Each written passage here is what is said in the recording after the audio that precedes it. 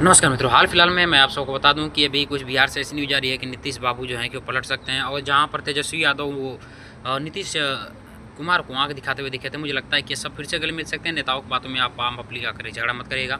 हाल फिलहाल में आप सबको बता दूँ कि अभी तमिलनाडु में चुनाव होने वाले और प्रधानमंत्री नरेंद्र मोदी जो है कि वहाँ के दौरे कर रहे हैं। और जैसे कि यूजीसी उन्होंने लाया था, तो शायद यहाँ पे चुनाव जीतने के लिए, क्योंकि सबसे ज़्यादा तमिलनाडु में जो है कि भीमराव अम्बेडकर को लोग मानते हैं, तो उनको जो है कि जो भी कह लीजिए कि मतलब संविधान के रक्षक कहिए, जो भी कहिए।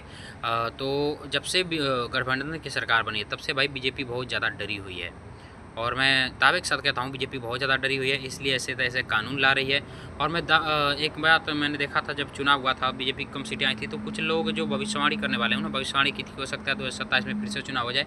क्योंकि यदि गठबंधन टूटता है तो फिर खिचड़ी सरकार हो जाएगी, ना बीजेपी बना पाएगी ना कांग्रेस बना पाएगी। इस तरह देश में हलचल होगी, तो हो सकता है कि इसके बाद राष्ट्रपति शासन लागू हो जाए और चुनाव जो है दोबारा कराना पड़े, फिर एक तरफा कोई एक सरकार बने।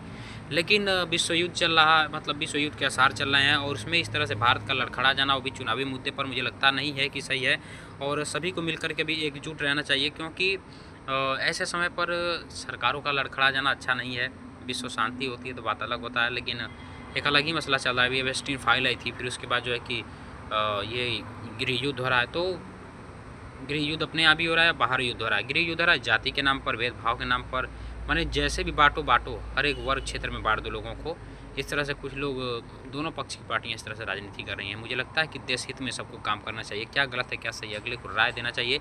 और जो पार्टी बैठी है उस पार्टी को जो उस पर आचरण करना चाहिए कि विपक्ष क्या कह रहा है वो सही है, और जो अगला क्या कर रहा है वो सही है। लोगों को बताना यार, अपने राजनीति के लिए जनता को मूर्ख बनाना बंद करिए, वरना जनता मूर्ख बनते बनते आप लोगों से इतना ज़्यादा चालाक बन जाएगी कि आप लोग उनसे पीछे हो